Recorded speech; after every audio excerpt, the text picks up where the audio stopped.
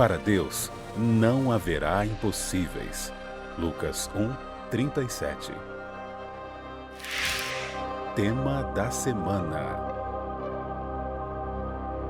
a primeira vinda de Jesus.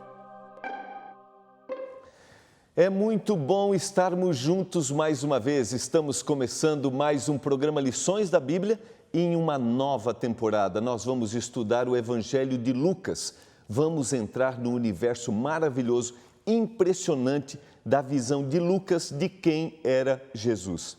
Os nossos convidados desses dois primeiros programas, Pastor Edson Schoch, seja bem-vindo.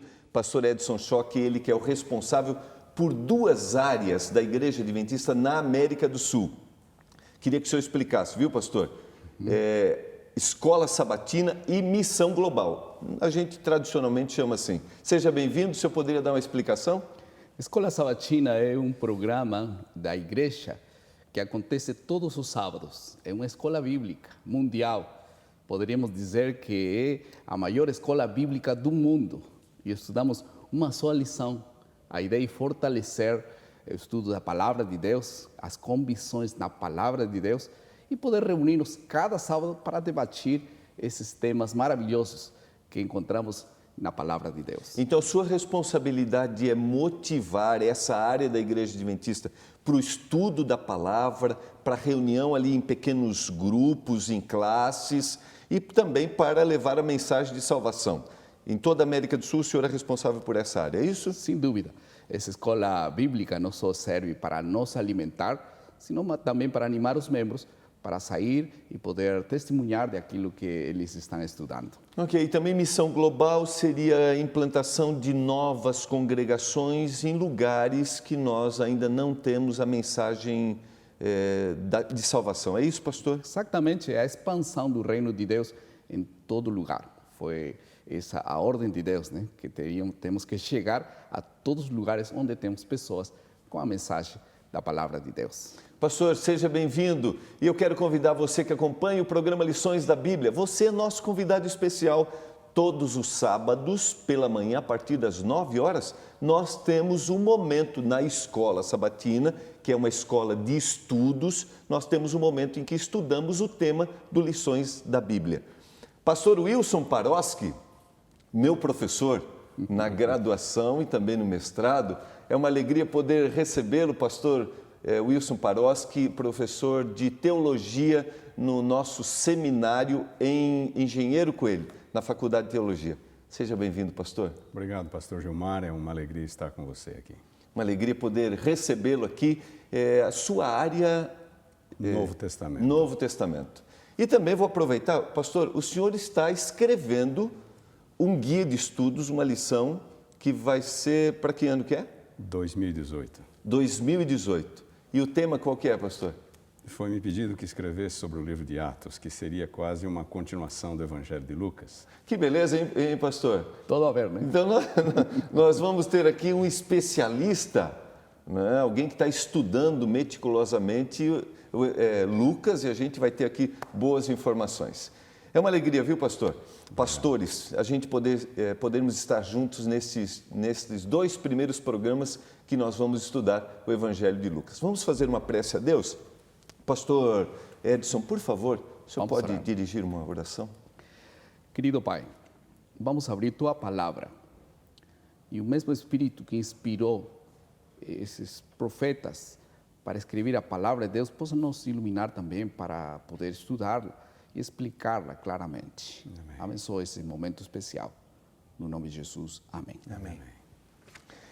Quero motivar você a, durante esta temporada, estudar, ter o guia de estudos, mas lembrando que aqui está simplesmente sistematizado o texto bíblico. Então, o propósito do nosso guia de estudos é nos motivar e nos ajudar a entendermos ainda mais a Palavra de Deus, o livro vivo em que nós temos o poder do Espírito Santo para nos libertar. Como tivemos na temporada passada, com o professor Jacques Ducan, nesta temporada nós também teremos a palavra do autor. queremos agradecer o apoio que a gente tem recebido. Quero agradecer ao Tiago, pastor Edson, a motivação que o senhor tem dado para nós termos esse toque especial. Daqui a alguns anos nós vamos ter o autor aqui, de novo, como tivemos o pastor Carlos Steger, né? O senhor já está convidado para 2018, viu, pastor Paroski? Mas nós vamos ter a oportunidade de, em todos os programas, termos a palavra do autor. Nesta temporada é o pastor John Fowler, ele que serviu a Igreja Adventista por 53 anos, como pastor, professor de teologia e filosofia, editor e administrador na área educacional. Já é um pastor aposentado, ele já escreveu 2 guias, em 2002, O Conflito Cósmico, e em 2005, Efésios, o Evangelho dos Relacionamentos. Neste momento, com a palavra, o autor do nosso guia de estudos. You will see that Nós veremos que Lucas era um homem extraordinário. first of all he was a Gentile, Ele era um gentil, which means he was o not que significa que ele não era um judeu. one of those who was Ele não era um dos que estavam esperando o Messias. and secondly, Em segundo lugar, we do not know the background nós não conhecemos os detalhes, mas ele entrou em contato com o Evangelho and he became e tornou-se um seguidor do apóstolo Paulo. of the apostle Paul. So he went with Ele foi com Paulo em muitos dos lugares que Paulo visitou. the places that the apostle visited. And he was a very Ele era um close amigo friend, he was a muito physician. próximo. So possibly Era médico, então, possivelmente, ele cuidava do apóstolo. and suffered Fazia with him, parte da vida dele. was part of his life. So no doubt the apostle Por isso, made o an apóstolo tinha boas impressões a respeito de Lucas. Aonde o apóstolo Paulo ia, nos lugares que eram erguidas as igrejas, ele pregava sobre Jesus. E como ele mesmo cita em uma de suas epístolas, em que falava sobre a morte de Cristo na cruz, essa é a mensagem de Paulo. De acordo com o apóstolo Paulo, ia erguendo essas igrejas, muitas delas se perguntavam: quem é esse Jesus?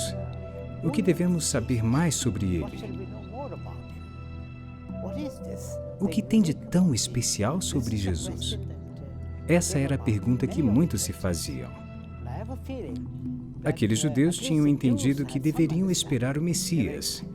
Eles conheciam as profecias, então, pela interpretação profética, eles sabiam que deveriam esperar o Messias, e Jesus era o Messias. Mas para os gentios dessas cidades, eles não tinham nenhuma informação sobre o Messias. Eles não esperavam o Messias. Como gentio, Lucas tinha essas perguntas em sua mente, essa indagação que os gentios tinham: quem é Jesus? O que tem de tão especial nele? O que é isso que ele diz que ninguém mais disse? O que ele pode fazer que ninguém mais pode? Essas eram algumas das perguntas em muitas das igrejas do apóstolo. Lucas percebeu que deveria escrever sobre Jesus, escrever a história da vida, do trabalho e do ministério de Jesus. E isso é o que fez de Lucas um historiador da igreja. Nós temos algumas informações interessantes a respeito do Evangelho de Lucas. Eu fico pensando, eu acho que a gente poderia ampliar isso aqui e apresentar para o telespectador. O indivíduo que abre a Bíblia e ele sabe que os livros da Bíblia são divididos. A gente tem vários estilos literários na palavra de Deus. E a gente tem 4 evangelhos: Mateus, Marcos, Lucas e João. Cada evangelista ele tem uma intenção, ele tem um propósito. Desses 4 evangelistas, me ajudem aqui, 2 foram testemunhas oculares, viram, acompanharam o ministério, Mateus e João. 2 desses evangelistas, Marcos e Lucas, bem provável que Marcos tenha ouvido a respeito do ministério de Jesus através de Pedro. A tradição da igreja assim o diz. O Marcos é aquele João Marcos que acompanhou Paulo. Isso, na primeira viagem missionária. E agora Lucas, ele acaba sendo diferente de todos os outros. Primeiro, ele não é um judeu, certo? Qual é a intenção? Eu queria que a gente falasse um pouquinho, pastor, aqui a gente tem informações interessantes. Há uma diferença do grego, porque a gente tem uma pessoa aqui de um nível cultural diferente dos outros também. Há uma diferença do grego. Qual é a intenção dele? A gente vê na introdução, me permita ler aqui, o verso 3. Igualmente a mim me pareceu bem, depois de acurada investigação de tudo, desde sua origem, dar-te por escrito, excelentíssimo Teófilo, uma exposição em ordem. Então ele tem aqui também uma pessoa específica que ele escreve essa carta, o público dele é diferente. Podemos trabalhar um pouquinho isso aqui para o nosso telespectador, que talvez esteja tendo contato com a palavra de Deus pela primeira vez. Lucas, como foi mencionado, não era judeu. Sendo assim, ele seria o único escritor não judeu a contribuir para a formação do cânon. E no Novo Testamento, 2 livros são atribuídos a ele, que é exatamente o Evangelho e o livro de Atos, o que tornaria Lucas talvez o maior escritor do Novo Testamento, tendo escrito quase 30% do Novo Testamento, se considerarmos a quantidade de palavras. Lucas não era judeu e, portanto, sua preocupação acerca do Evangelho não era a mesma de um judeu. Ele não está tão preocupado como Mateus, por exemplo. Mateus era um judeu escrevendo para uma audiência judaica e Mateus tenta apresentar Jesus como o Messias de Israel, o Messias prometido. Lucas vem de uma outra perspectiva. Lucas quer apresentar Jesus como o Salvador do mundo, aquele que recebe a todos indistintamente e que salva a todos indistintamente. Tecnicamente, nós chamamos Lucas de gentil. Poderíamos, assim, mostrar, por exemplo, a perspectiva que tinha um judeu da apresentação de quem era o Messias, de quem era Jesus, do autor, por exemplo, vou explicar para um judeu, e a perspectiva do gentil. Que diferença, que perspectivas que são? Aquele que era judeu e aquele que não era. Bom, o apóstolo Paulo fala que o Evangelho era escândalo para o judeu e loucura para o grego. De qualquer forma, o Evangelho não seria bem recebido nem por uma classe nem por outra. Mas para o judeu, a mensagem do Novo Testamento é de que Jesus é o Messias prometido, o Messias de Israel.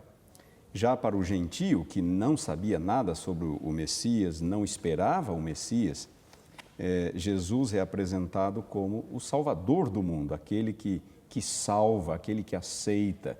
E essa é talvez a característica mais fundamental de Lucas, tanto no Evangelho quanto no livro de Atos, é o Evangelho inclusivo, é o Evangelho que inclui. Lucas dá ênfase nos excluídos da sociedade. Lucas dá ênfase nas mulheres, dá ênfase nos enfermos, nos leprosos, dá ênfase nos samaritanos, dá ênfase nos gentios. Gentio, uma expressão, é como os judeus se referiam aos não judeus. O senhor tinha até citado um detalhezinho, por exemplo, há uma referência específica, só Lucas escreve o bom samaritano, por exemplo. Na realidade, Lucas estava muito mais interessado no público gentio. E os gentios não tinham nem ideia quem era o Messias, então não era o interesse de Lucas convencer o seu público de que viria um Messias, né? O público dele era pessoas que nunca teriam escutado o nome de Jesus. Por isso que Lucas começa a genealogia depois com Adão, enquanto Mateus começa com Abraão. Lucas começa desde Adão. E há menções, por exemplo, o único autor que fala nos evangelhos do bom samaritano, a história do bom samaritano é contada só por Lucas. Ou, por exemplo, a experiência quando Elias foi alimentado por uma viúva de Sidom, que era uma pessoa que não era judeia tampouco. Ou Eliseu, por exemplo, no caso de Eliseu, o caso que ele foi e ajudou e curou um um homem que não era judeu, aquele Naamã, Naamã, o Ciro. que era de Ciro. Então, todas essas características são próprias de Lucas, porque o público dele era aquele público. E como fala o pastor Farosky, a intenção dele era estender o reino de Deus para todo mundo. Não era apenas para alguns, era para todos. Tem alguns detalhes interessantes na introdução. Como eu mencionei, Lucas não foi uma testemunha ocular. Ele fez uma pesquisa, pelo que nós compreendemos na introdução. Capítulo 1 e versos de 1 e 2, visto que muitos houve que empreender uma narração coordenada dos fatos que entre nós se realizaram, conforme nos transmitiram os que desde o princípio foram deles testemunhas oculares e ministros da palavra. Ele relatou, ou ele foi inspirado a escrever aquilo que disseram para ele? Existem na Bíblia 2 modelos de inspiração. Nós estamos acostumados ao modelo tradicional, que é o modelo profético, onde Deus revela o conteúdo e depois inspira para que o profeta transmita esse conteúdo de forma falada ou de forma escrita. Mas esse não é o único modelo de inspiração. E Lucas nos informa que há um segundo modelo, onde Deus não necessariamente revela o conteúdo, mas cabe ao profeta ir atrás da informação. E o Espírito Santo, então, o guia para buscar a informação segura e para transmiti-la de forma confiável, transmitir aquilo que é importante para o propósito aqui em questão. E Lucas obteve essa informação em 2 fontes, testemunhas oculares e livros já escritos sobre Jesus. Podemos datar aqui, pastores, né, a título de informação, né, o Evangelho de Lucas, até a sequência dos Evangelhos? Você pode dizer que Lucas provavelmente foi escrito antes do Atos, simplesmente, né? Porque Atos foi escrito depois de Lucas, a sequência de Lucas foi Atos. Então, se Atos foi escrito no ano 63, provavelmente, sem dúvida, alguns poucos anos foi escrito antes o livro de Lucas, né? E em relação aos outros evangelhos? Acredita-se que Marcos foi escrito primeiro, talvez ao redor do ano 50, e Lucas teria sido o segundo, ao redor do ano 60, 62, e Mateus um pouco depois. É difícil nós sermos exatos com relação a esta datação. João definitivamente foi o último a ser escrito. João escreveu seu evangelho já no finalzinho do 1º século, talvez entre os anos 90 e o ano 100. Alguém que pegue, por exemplo, a Bíblia originalmente no Novo Testamento foi escrito na língua grega. Há uma diferença do texto original, a sua qualidade em relação aos outros escritos? Há uma diferença muito grande, porque no processo da inspiração, Deus não usa o escritor como um mero instrumento. Ou seja, Deus não dita o conteúdo, Deus inspira ideias, conceitos, e então o escritor escreve nas suas próprias palavras. Assim, Lucas era um médico, uma pessoa estudada, escreve de forma muito bonita, sofisticada. O grego de Lucas é um dos gregos mais elevados que nós encontramos no Novo Testamento.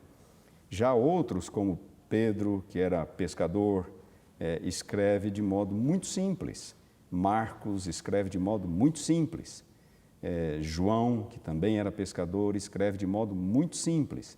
Então, nós encontramos essas diferenças. O apóstolo Paulo também era estudado, mas o grego de Paulo não é tão difícil quanto o de Lucas. O difícil em Paulo é a abstração das suas ideias. Exatamente, as ideias que são. Nós vamos para o intervalo. Também, sim, pastor. É considerado também esse livro uma obra clássica grega, porque foi um grego muito bem polido, né? Agora, quero terminar essa parte dizendo que o que mais me surpreende de tudo isso é que Deus se preocupou com todas as pessoas. Porque eu sempre me perguntava por que é que existem 4 evangelhos para falar da mesma história. E é que Deus está preocupado não somente por algumas pessoas. No caso de Mateus, por exemplo, eles tinham que começar o livro com a genealogia. Porque se ele não provava que ele era descendente de Abraão, ele não seria o Messias. Já Lucas não começa com isso. E Deus se preocupa por todos nós. E ao longo da história, sempre ele teve preocupação para que todos os lados da história fossem bem contados, de tal maneira que nós possamos ter uma impressão profunda de quem era Jesus. Esse é o propósito do livro de Lucas, foi muito claro, mostrar uma ordem dos fatos. E, em segundo lugar, está bem claro que destacar que Jesus era real. No verso número 5, ele começa a detalhar algumas coisas específicas. E, finalmente, esse evangelho não era para alguns, era para todos. Ok, nós vamos ver isso ao longo do trimestre. Eu digo assim, nós vamos mergulhar numa explicação maravilhosa que é ver Jesus através da perspectiva de um gentio, através de Lucas. Na volta do intervalo, só queria que a gente falasse um pouquinho de Teófilo, o que a gente tem sobre Teófilo. Você está acompanhando o programa Lições da Bíblia. Estamos começando a nova temporada e dá para perceber o que vamos descobrir sobre Jesus no Evangelho de Lucas. Nós já voltamos.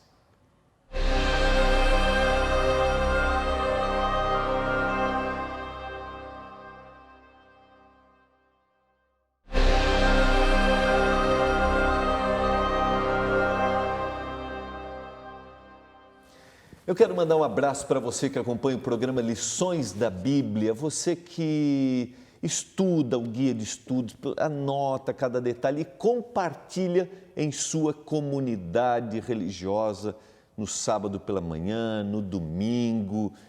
É muito bom ter você e a gente poder compartilhar aqui verdades da palavra de Deus que nos façam crescer e que nos aproximem muito mais dos propósitos que o Senhor tem para a nossa vida. E se você está assistindo esse programa pela primeira vez, estamos estudando o Evangelho de Lucas. Nós temos um guia de estudos que nos leva ao texto bíblico e assim vamos descobrindo o que foi inspirado pelo poder do Espírito Santo para que chegasse até nós hoje.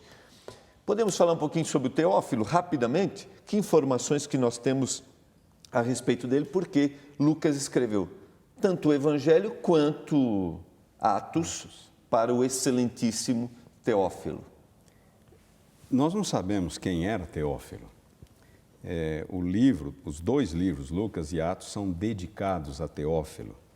Mas há um detalhe aqui interessante no versículo 4, Lucas 1, 4, para que tenhas plena certeza das verdades em que foste instruído. Isso aqui sugere que Teófilo era ou um recém-converso ou um interessado na fé. Agora, teria Lucas escrito só para uma pessoa? Também não. Tanto que o livro foi disponibilizado para nós no cânon e todos os cristãos ao longo dos séculos, em todos os lugares, têm se beneficiado do livro.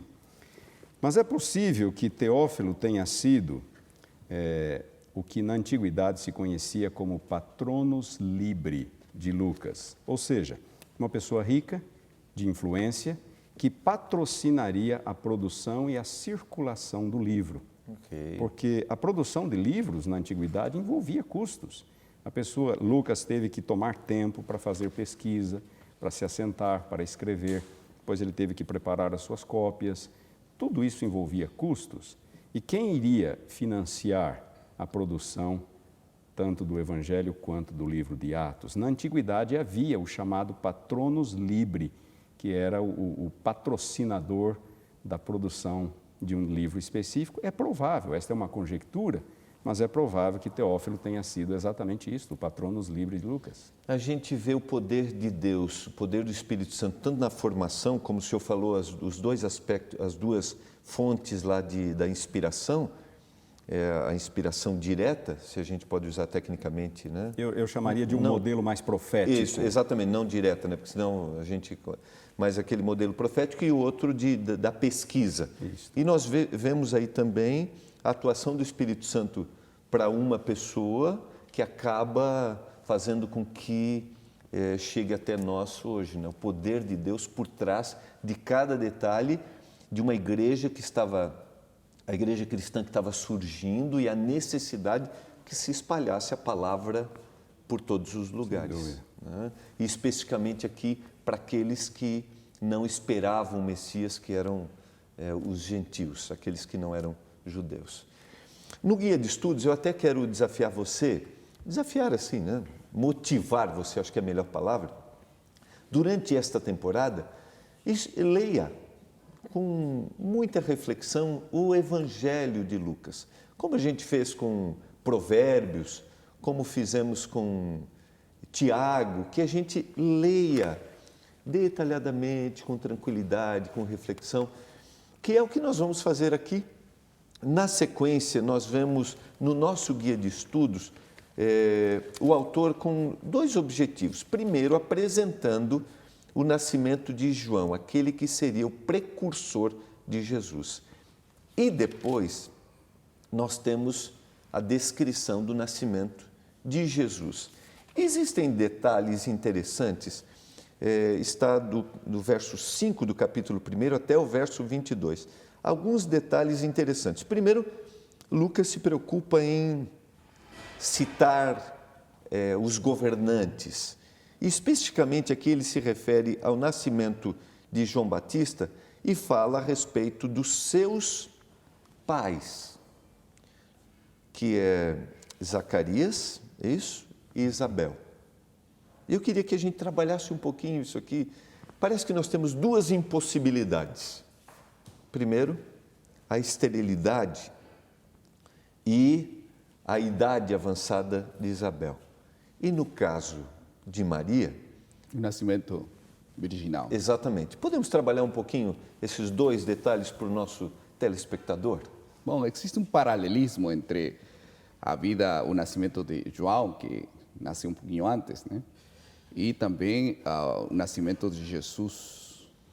Mas todos esses paralelismos, nasceu, por exemplo, alguns milagros, alguns impossíveis. Gosto muito dessa passagem da Bíblia, que está em Lucas 1:37, né? Diz que para Deus não haverá impossíveis. Parece que Deus utilizou de algumas estratégias miraculosas para poder gerar toda essa concepção da chegada de Jesus.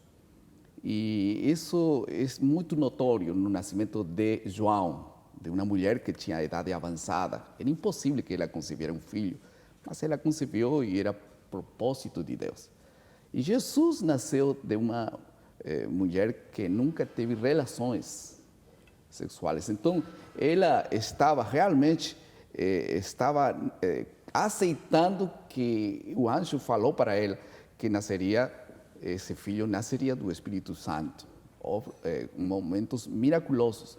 O que mais me surpreende de tudo isso é que Maria aceitou de uma maneira tão nobre esse momento, e ele expressou, né, que se cumpre em mim conforme a tua palavra. Que impressionante, como é que uma mulher pode ser tão nobre para aceitar o propósito de Deus para a vida dela. Ela poderia ter questionado como vai acontecer isso, como vai ser isso, ainda que ela teve essas dúvidas em algum momento, mas ela aceitou sem nenhuma restrição o que Deus tinha para ela. Sim, pastor. Um ponto que me chama muito a atenção é esses dois nascimentos sobrenaturais. Isabel, avançada em idade, estéril, Maria, uma jovenzinha ainda virgem. Por que isto? Na verdade, nós temos aqui uma intervenção poderosa de Deus na história humana. Deus está intervindo na história. E, primeiramente, João, apenas um ser humano, filho natural de Zacarias e Isabel, embora o seu nascimento tenha sido resultado de uma intervenção divina. E Jesus, então, um nascimento ainda mais extraordinário, porque nasceu de uma virgem, gerada pelo Espírito Santo, é o que diz a Bíblia. Então, Deus está intervindo na história. João Batista, preparando o precursor do Messias, aquele que viria para preparar o caminho para Jesus, e então Jesus, que é o personagem central do Evangelho, aquele que veio para dar a sua vida em favor da humanidade. Porque nós temos 400 anos de interrupção aqui, se eu posso dizer, usar a palavra interrupção, nós temos 400 anos Pode falar. Em nossas Bíblias, entre o Antigo e o Novo Testamento, nós costumamos ver apenas algumas páginas em branco, muitas vezes, né? É o que existe em nossas Bíblias entre o Antigo e o Novo Testamento, são páginas em branco, mas aqui nós temos 400 anos de história. 400 anos de história. E na tradição judaica, havia exatamente essa crença de que, desde o último profeta do Antigo Testamento, desde Malaquias, o Espírito Santo havia se retirado da terra. É como se Deus houvesse deixado de falar. E então, quando chegamos no Novo Testamento, Deus volta a falar. E Deus volta a falar de maneira poderosa, com 2 nascimentos miraculosos, extraordinários. O nascimento de João Batista, um profeta. Lucas o apresenta como o último profeta que anuncia a vinda de Jesus. E então, Jesus Cristo como o Salvador do mundo. Eu queria sublinhar esse detalhe da intervenção, porque isso também tem a ver com a gente hoje.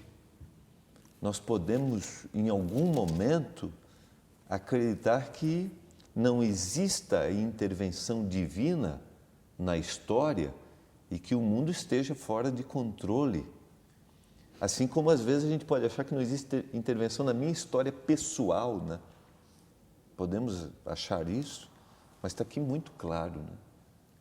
E nas próximas semanas nós vamos estudar um pouco isso, a intervenção de Deus na história, no contexto dessa grande luta entre o bem e o mal. Próxima semana falaremos sobre as tentações, mas um assunto que é fundamental é que Deus não deixa de intervir quando Ele precisa intervir.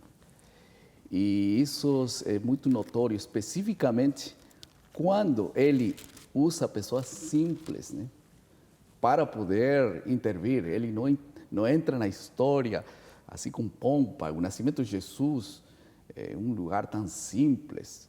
É uma coisa que impressiona todo mundo. Deus não comunicou essa primeira mensagem aos ricos, ou aos levitas, ou aos escritores da Bíblia, ou aos escribas. Ele chamou os pastores de ovelhas, porque ele queria comunicar esse mensagem precioso, colocando em vasos de barro, né? Pastor, o senhor tem um comentário? Só um breve comentário, pastor. Voltando ao seu comentário anterior, parece que às vezes, você mencionou, parece que às vezes o mundo está à deriva, está fora de controle.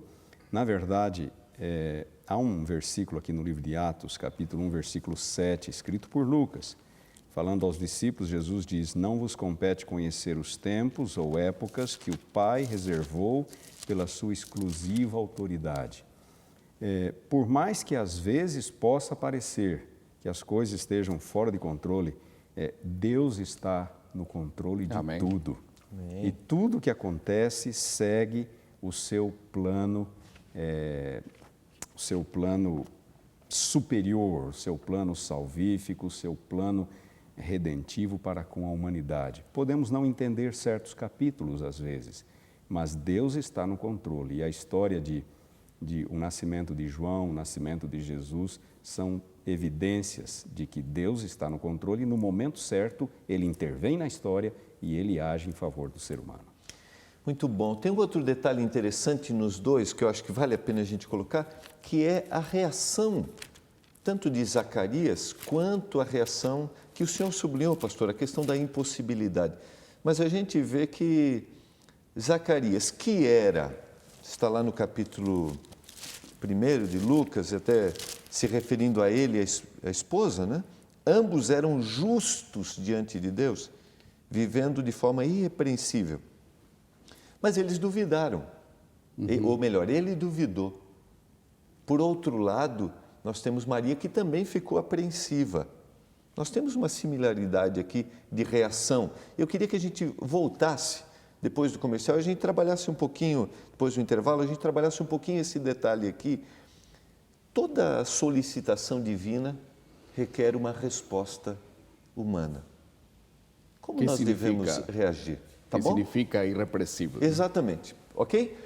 Você está acompanhando o programa Lições da Bíblia, nós já voltamos, estamos entrando no maravilhoso universo das palavras vivas do Evangelho de Lucas, que pode transformar cada um de nós. E não esqueça, tudo está sob o controle de Deus.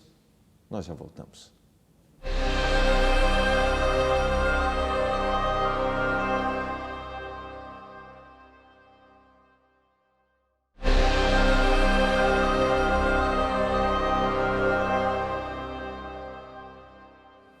Estamos voltando, esse é o nosso último momento do nosso primeiro estudo dessas 13 semanas que passaremos juntos estudando o Evangelho de Lucas. Eu quero mandar um abraço para a dona Antônia, na cidade de Penápolis, no interior de São Paulo, que acompanha o programa Lições da Bíblia. E também quero mandar um abraço para o Valfran Torres, na cidade de Manaus, que também acompanha o programa Lições da Bíblia. Em todos os lugares, nós estamos apresentando a mensagem de salvação.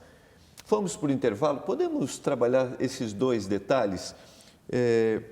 Sempre que a gente recebe uma mensagem, requer de nós uma resposta. Por que a incredulidade? Por que a forma espantosa? E como isso pode se confrontar, por exemplo, com alguém que esteja ouvindo a mensagem da palavra de Deus pela primeira vez? A revelação do anjo a Zacarias era extraordinária demais. E pode ter sido a primeira vez que ele tenha se deparado com a visão de um anjo. Ele sabia que eles já eram avançados em idade, que a esposa era estéril. Eu entendo isso como uma reação absolutamente natural, a de achar que aquilo era demais, que havia alguma coisa de errado naquilo. E às vezes acontece com a gente, né, pastor? Quando alguém, por exemplo, nos ensina uma verdade que nós nunca vimos ouvido. Alguém, por exemplo, está nos acompanhando, estudando a Bíblia, está descobrindo, isso confronta a tendência natural da gente a reagir, né? Com espanto e até com incredulidade. Como que a gente trabalharia isso? Como render-se e se tornar um indivíduo crédulo? Nós temos que dar uma chance a Deus.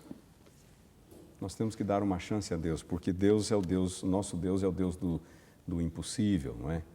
Então, temos que dar uma chance a Deus. Basta olharmos a história. Quantas vezes Deus se revelou de forma extraordinária, tornando o impossível possível. Na nossa vida, Ele pode fazer a mesma coisa. Aliás, Deus nos dá muitas chances, né, para isso. E Ele usa algumas circunstâncias para poder dobrar nosso coração. Agora, sobre a pergunta de que Zacarias era irrepreensível, né? Deus tem um chamado para todos nós para ser irrepreensíveis. Todos nós temos que estar perante os homens e não ser, talvez, culpados de tantas falhas. Isso parece contraditório, porque todo mundo falha, né? Todo mundo comete erros. E Zacarias era também uma pessoa que errava muito, assim como todos nós. Qual é a diferença de uma pessoa? Por que Deus chama Zacarias irrepreensível? Por uma simples razão. Tinha Zacarias uma característica bem específica, que é característica de todos aqueles que Deus chama irrepreensíveis. Eles se escondem detrás de aquele que é verdadeiramente irrepreensível, que é Jesus. Por isso que há uma declaração da escritora Ellen White que diz que todos nós deveríamos escondermos detrás da justiça de Jesus, para que não devemos preocupar-nos porque o Deus pensa de nós, e as pessoas pensam de nós, senão que Deus pensa de Jesus, porque nossa justiça está escondida detrás de Jesus. Então, quanto mais escondidos temos por trás dele, ninguém terá como acusar a Jesus, porque ele é irrepreensível. E nós refletimos essa característica. Eu vou ser ousado agora com o meu professor aqui de grego, viu, pastor? A palavra originalmente, pastor, é amemptoi, é isso?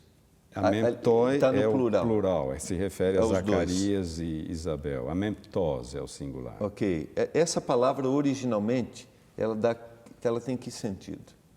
É alguém que é irrepreensível no seu comportamento. Se nós olharmos, essa mesma palavra ocorre em Filipenses capítulo 3, versículo 6.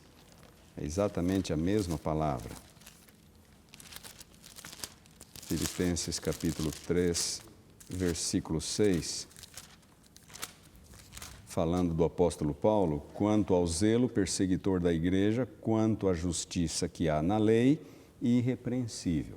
O comportamento de Paulo era irrepreensível. O comportamento de Zacarias e Isabel era irrepreensível. E são geralmente pessoas assim, que procuram andar de modo digno diante de Deus, que Deus procura para trabalhar com tais pessoas. Isso não significa que eram perfeitos. Não significa que eram perfeitos, porque pecado na Bíblia é muito mais do que aquilo que eu faço ou deixo de fazer. Pecado tem que ver com minha natureza, tem que ver com minhas motivações também.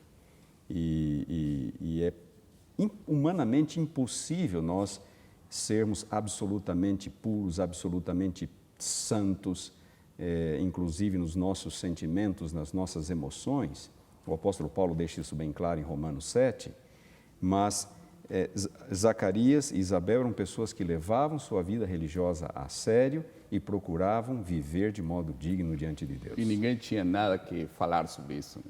Né? Exatamente. Eu queria ir adiante aqui. O nosso guia de estudos destaca a forma como Lucas apresenta o nascimento de Jesus.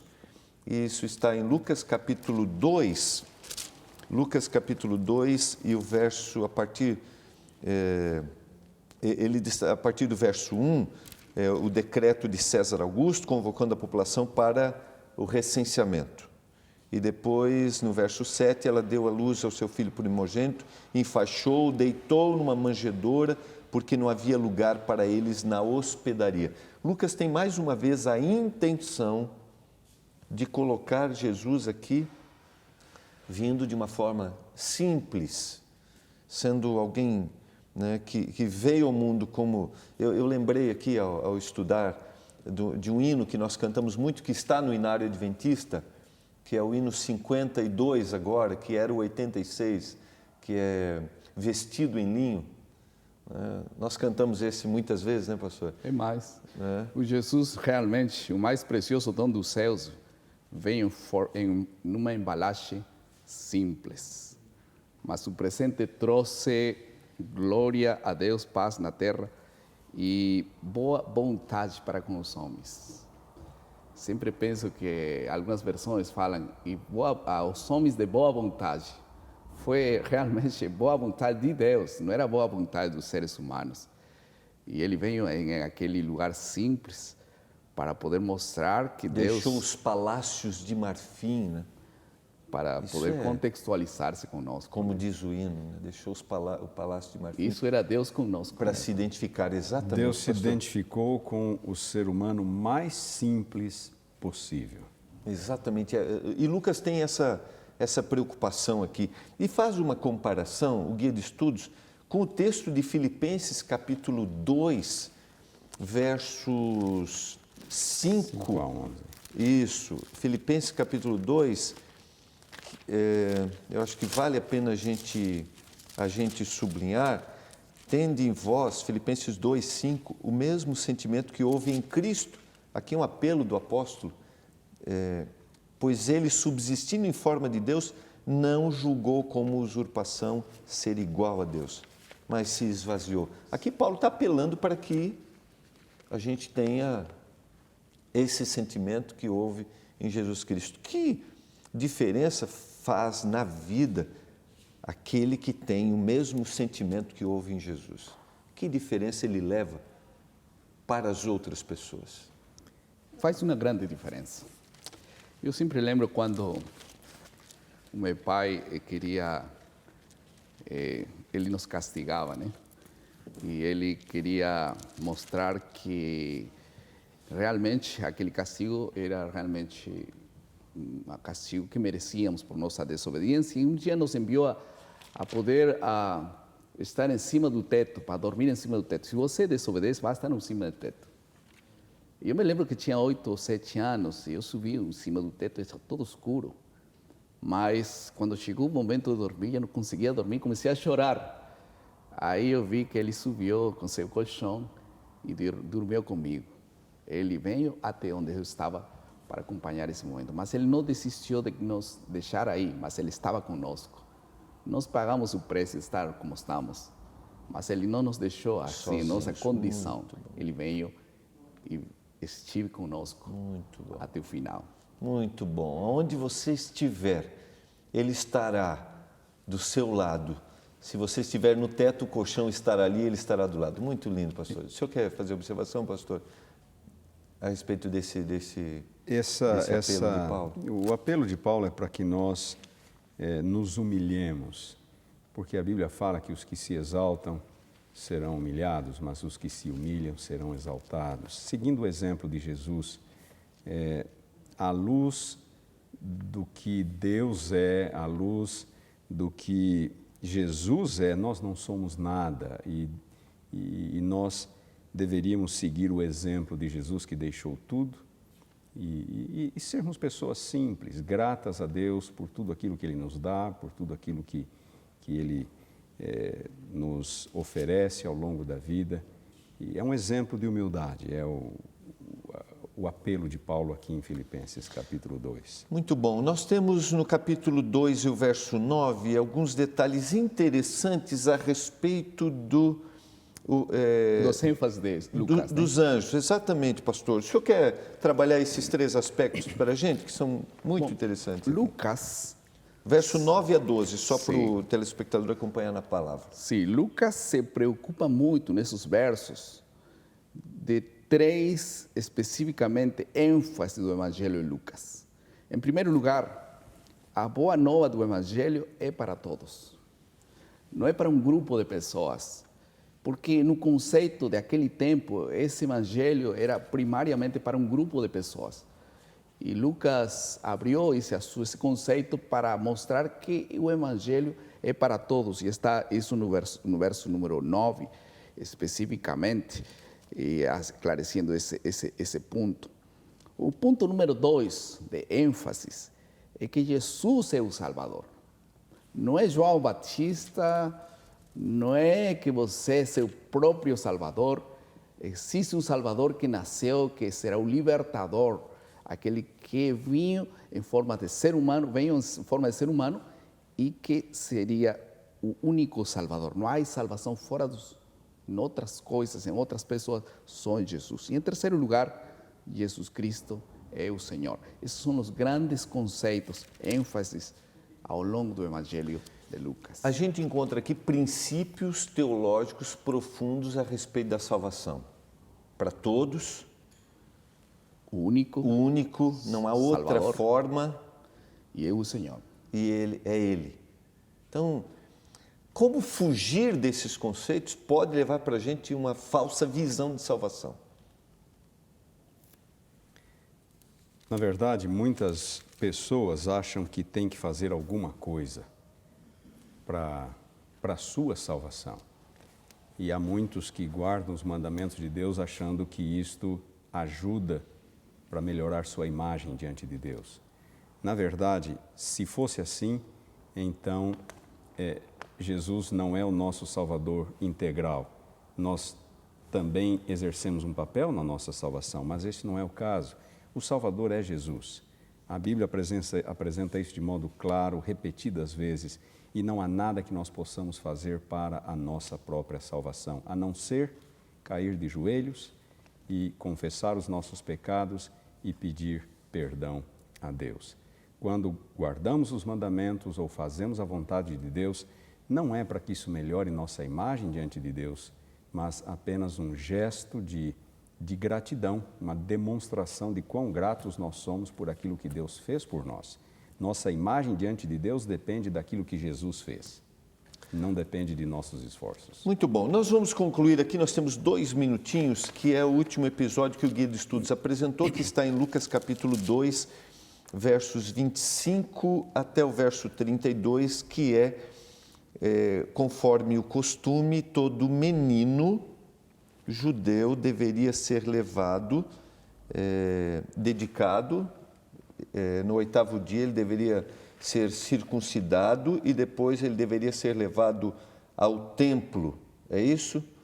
No 8º dia deveria ser circuncidado e levado ao templo, de acordo com a lei judaica. E a gente tem aqui. Por que Lucas se preocupou com isso?